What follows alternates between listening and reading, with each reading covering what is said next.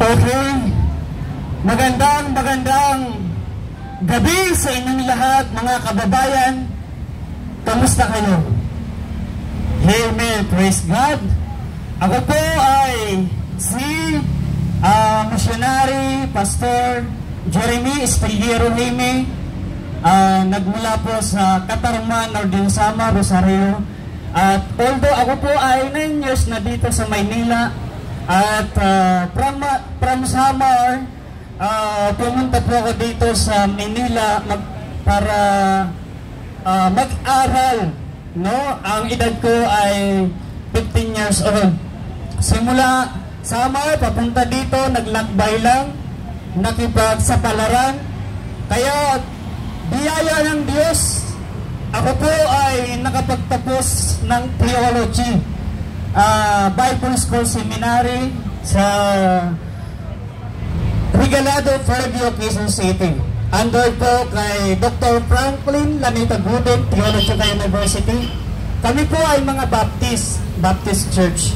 Subalit hindi po ako nandito para sa relihiyon. Nandito po ako para sa Diyos, para sa bayan, at para sa kapwa. By the way po, pinapasalamatan ko po ang mga nag-organize nito. Salamat po sa mga nag-organize. Sino man kayo, mga general dito, mga abogado, kung sino man kayo. At pinapasalamatan ko din po yung ating mga mahal na mga kapulisan, mga sundalo na nariliyan sa ating kapaligiran, na nagmamahal din sa ating bayan, na sila po ay naririyan, nagbabantay sa atin, no? At ganun din po kayong lahat na naririto, ay pinapasalamatan ko po kayong lahat. Ganun din po yung mga vlogger natin dyan, pinapasalamatan ko kayo na simula noon hanggang ngayon, noong ito ay na-organize, naririyan ka. At salamat din po sa mga sumusubaybay sa mga online, sa YouTube, sa TikTok, sa Facebook, sa mga online dyan na mga nanonood. Maraming salamat sa inyo. Tutok lang po kayo. Patuloy po ninyo subaybayan ang gawain ngayong gabing ito dito sa lugar ng Santulan. Ano ho? At ang masasabi ko lamang ho, bago po ako magsimula, mayroon po ako mga babasahin dito, galing po sa Biblia. Ito po yung ating susundan. Okay? 2 Timothy chapter 3, verse number 1. 2 Timothy chapter 3, verse number 1. Ngunit alam mo ito, na sa mga huling araw ay darating ang mga mapanganib na panahon. Ito na, nangyayari na. Sabi po ni Apostol Pablo kay Timothy, ngunit alam mo ito, alamin mo ito, na sa mga huling araw ay darating ang mga mapanganib na panahon. Delikado, mapanganib. No? Napapansin natin, mga kaibigan, mga kababayan, ang mga nangyayari sa ating kapaligiran. Bagyo, lindol, batayan, nakawan, korupsyon, no?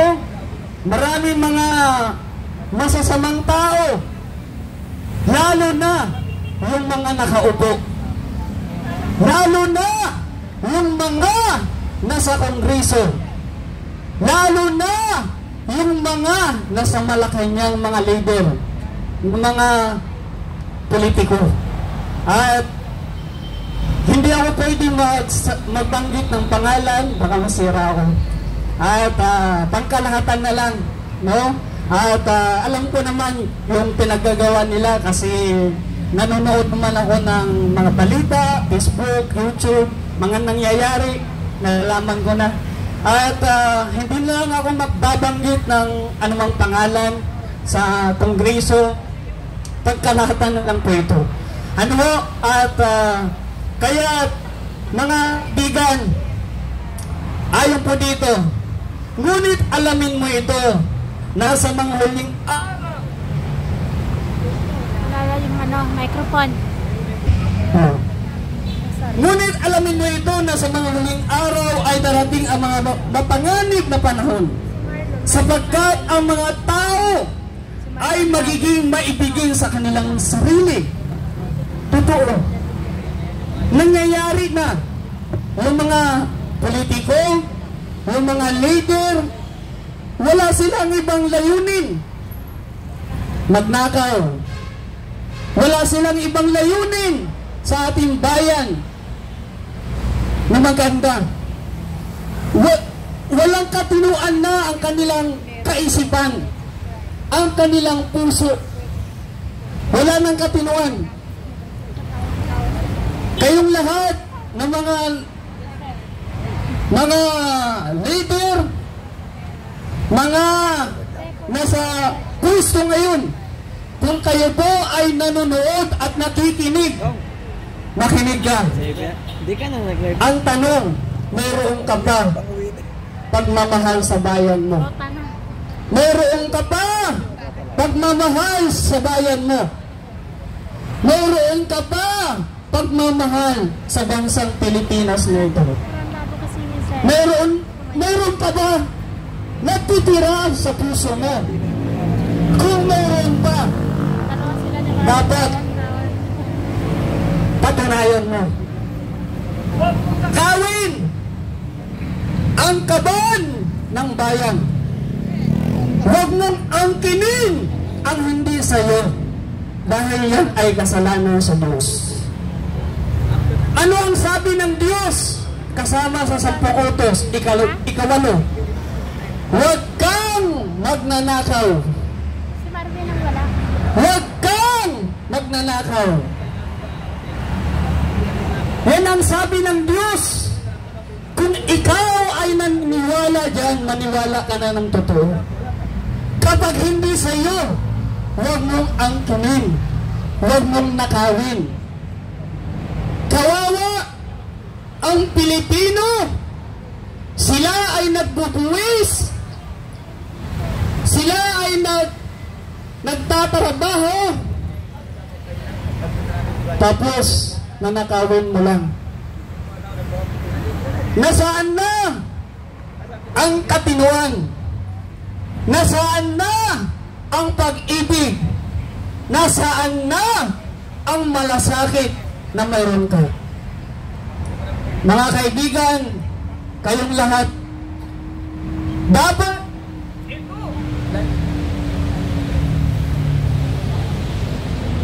lahat na naririto, pati sa Facebook Live, 3 bagay lang ang aking iiwan sa inyo at tapos na tayo. Una, dapat ito ang laman ng isip at puso natin. At lahat kayo ng mga nakaupo dyan sa Malacanang, sa Kongreso, lahat ng mga leader na namumuno sa ating bansa, kasama kayo dyan. Ito ang isa-isip, isa-puso natin. Number 1, love God. Mahalin mo ang Diyos. Kung ikaw ay naniniwala na may Diyos, mahalin mo siya. Kapag mahal mo siya, hindi ka gagawa ng masama. Hindi ka magnanakaw ng kaban ng bayan. Hindi ka mayabang. Hindi mo ipagmamayabang ang sarili mo. Ano ang sabi ng Diyos? Proverbs 3:5. Trust in the Lord and lean not unto thine own understanding. Magtiwala ka sa Diyos at huwag kang sumandal sa inyong sariling pagkaunawa.